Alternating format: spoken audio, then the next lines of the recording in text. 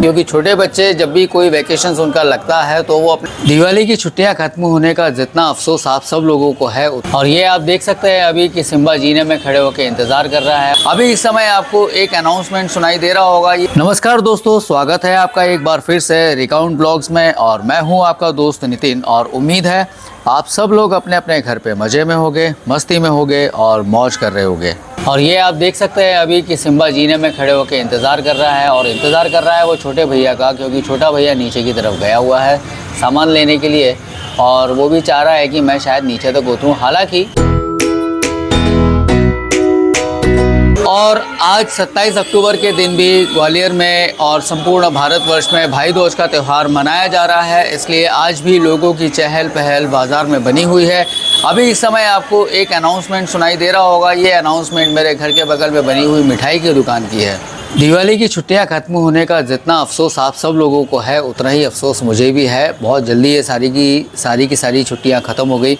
अब फिर से वही आम जिंदगी शुरू हो जाएगी। सुबह उठो, काम पे निकलो, शरीर को थकाओ, दिमाग को थकाओ, और फिर शाम को टूटे हटे मतलब थके हारे पूरी तरीके से अपने घर वापस लौटो, और फिर आकर खाना खाओ, थोड़ा सा प्रोग्राम देखो टीवी का और सो जाओ।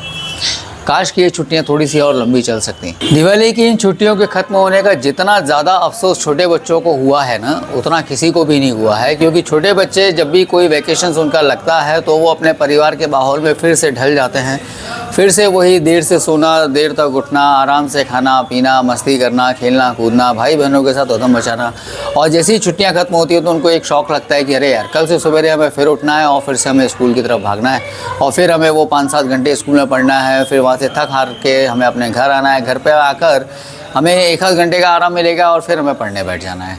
बहुत सारे बच्चे कोचिंग क्लासेस जाते हैं, बहुत सारे बच्चों के घर पे ट्यूशन्स लगे हुए हैं, तो उनकी वो रूटीन जो है वापस से बोरिंग रूटीन उनको फील होने लगती है। तो मतलब ओवरऑल देखा जाए तो जितना अफसोस छोटे बच्चों को है उतना शायद बड़ों को भी नहीं है। हालांकि बड़ों को भी अफसोस है, क्योंकि बड़े लोग भी जब भी कोई वेकेशंस लगते हैं और उसका वो एंजॉय जब करना शुरू करते हैं तो उनको एक चीज़ मालूम होती है कि हमें अपने परिवार के लिए ही टोटल टाइम देना है, अभी हमें कोई ऑफिशियल काम नहीं है। तो काश ये छुट्टियाँ और ज़्यादा लंबी होती, क्योंकि one I was a kid तब 10-10 दिन की छुट्टियाँ स्कूलों में लगा करती थी। तो स्वागत है दोस्तों एक और नए दिन में मेरे ब्लॉग में। और जैसा कि कल मैंने आपको बोला था कि छुट्टियां ख़त्म होने के साथ वापस से आम ज़िंदगी फिर से शुरू हो जाती है, तो आज फिर से एक आम ज़िंदगी मेरी भी शुरू हो गई। फिर से वही काम काज, काम पे जाना, वापस आना, थकना, तो काम शुरू हो चुका है। फिर से वही डेली रूटीन में लाइफ आ गई है। बच्चे स्कूल जाने लगे हैं, कुछ बच्चे स्कूल नहीं भी गए हैं, क्योंकि अभी तक उनकी दिवाली उनके दिमाग से उतरी नहीं है। और छुट्टियों में जो आलस उनकी बॉडी में चढ़ता है वो इतना आसान नहीं होता उतारना। तो खैर हमारे तो काम शुरू हो गए, छोटे बच्चे भी 1-2 दिन में रूटीन में आ जाएंगे। तो अभी दोपहर के बज रहे हैं 1:30, और मैं अभी काम निपटा कर आया हूँ। आधे घंटे का रिलैक्स लिया है और अभी मुझे फिर से वापस अपने काम पर जाना है। तो पहले मैं अपना काम निपटा कर आता हूँ और उसके बाद फिर शाम को आपसे दोबारा मिलता हूँ। तो दोस्तों अभी बजे हैं शाम के 7 और मैं अपने घर पर अपने काम से वापस आ चुका हूँ। और अभी लौटते टाइम क्या हुआ कि जब मैं वापस आ रहा था तो एक ऑटो वाला जो मेरे जस्ट पीछे था और मेरे आगे एक कार थी, तो ऑटो वाले ने अपना हॉर्न ब्लो किया, तो वो हॉर्न की वजह से मेरे कान के पर्दे झकझिर गए।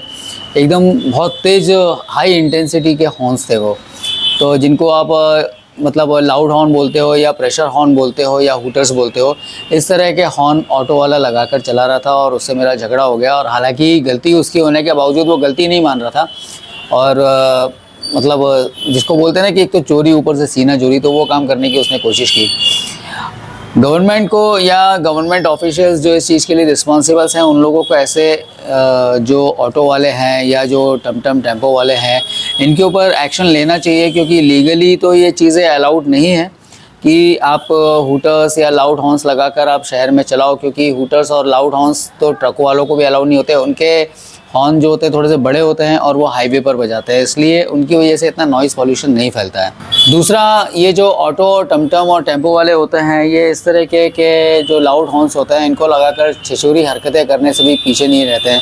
अगर इनके आगे कोई लड़की चल रही होती है तो ये जानबूझ करके उस प्रेशर हॉर्न को यूज़ करते हैं, और ये प्रेशर हॉर्न इतनी इंटेंसिटी के होते हैं कि इससे कान के पर्दे फट जाते हैं। अभी जिन लोगों के ऊपर इस चीज़ की जिम्मेदारी है वो लोग इस चीज़ पर ध्यान देते नहीं हैं। उनका काम सिर्फ चालान काटना होता है, वो अपना चालान काट के शांत हो जाते हैं। बल्कि चालान के साथ में उन्हें ये भी देखना चाहिए कि भाई अगर कोई ऑटो या कोई टमटम वाला इस तरह के लाउड हॉर्न या प्रेशर हॉर्न लगाकर चला रहा है और शहर में बहुत तेज़ी से बजा रहा है, तो उसको जब्त करें गाड़ी को, उसकी गाड़ी में से वो प्रेशर हॉर्न्स निकालें और उन्हें सीज़ कर लें, और उसके बाद गाड़ी रिलीज़ करें और पेनल्टी ठोकें। तो जब 8-10 ऑटो, टेम्पो, टमटम वालों के साथ ऐसा होगा तो बाकी के बचे हुए लोग अपने आप सरेंडर हो जाएंगे। और सही भी है, क्योंकि जब कंपनी से गाड़ी कोई निकलती है तो उसकी भी एक मतलब डेसिबल लिमिट होती है किसी भी हॉर्न की, तो उस डेसिबल लिमिट के अंदर ही वो हॉर्न बजाए जाते हैं। लेकिन जिस तरीके के प्रेशर हॉर्न्स अभी चल रहे हैं तो वो बहुत ज़्यादा मतलब कानों को चुभते हैं।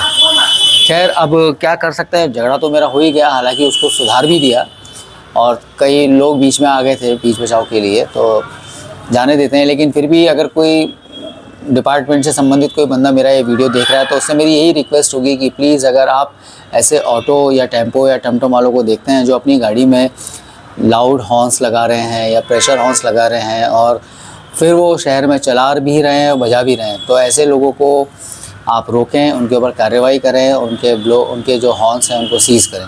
और यहाँ पर अभी सिम्बा खड़ा हुआ है। सिम्बा उस जगह वहाँ इसलिए खड़ा हुआ है क्योंकि वहाँ पर गोविंद की चप्पलें रखी हुई थी और चप्पलें उसने अपने मुंह में दबा ली थी, और वो चप्पलें मैं लेकर बड़ी मुश्किल से उसके मुँह से निकाली हैं और वो चप्पलें लाकर मैंने रेक में रखी है। आजकल सिम्बा को जो है वो चप्पलें चबाने का, जूते चबाने का बड़ा नया शौक़ इसको चरमराया है। और दिवाली के बाद बाज़ार का नज़ारा कुछ इस तरीके का है।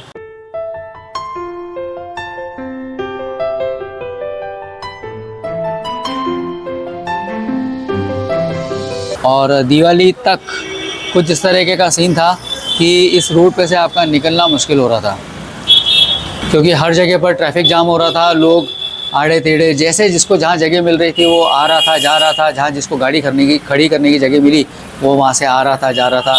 तो इस चक्कर में चौतरफा ट्रैफिक जाम हो रहा था। और अभी आपको मैंने दिखाया कि किस तरीके से पूरी की पूरी रोड खाली हो चुकी है और शांत हो चुकी है, तो आराम से आप यहाँ से निकल भी सकते हैं और जा भी सकते हैं, आ भी सकते हैं, और उतना नॉइज़ पोल्यूशन भी नहीं हो रहा है। तो दोस्तों, उम्मीद है आपको आज का ब्लॉग पसंद आया होगा। हालांकि आज के ब्लॉग में मैंने कुछ ऐसा कुछ खास नहीं किया, और आज से वापस जो डेली लाइफ रूटीन्स थी मैंने उसको फॉलो करना शुरू किया है। थोड़ा सा अजीब मुझे भी लगा, क्योंकि 4-5 दिन की छुट्टियों के बाद वापस से काम की रूटीन पर लौटना बड़ा अखरने वाला होता है। तो अगर आपको व्लॉग पसंद आया है तो please like, share and comments with your friends. और अगर अभी तक आपने चैनल को सब्सक्राइब नहीं किया है या आप चैनल पर पहली बार विजिट कर रहे हैं तो नीचे दिए हुए सब्सक्राइब बटन को क्लिक कीजिए, साथ ही बेल आइकन को हिट करना मत भूलिएगा, ताकि आपको चैनल पर अपलोड होने वाले नए वीडियोज़ के नोटिफिकेशंस तुरंत मिल सके। तो मिलते हैं आपसे हमारे नेक्स्ट वीडियो में, तब तक के लिए take care, tata, bye bye.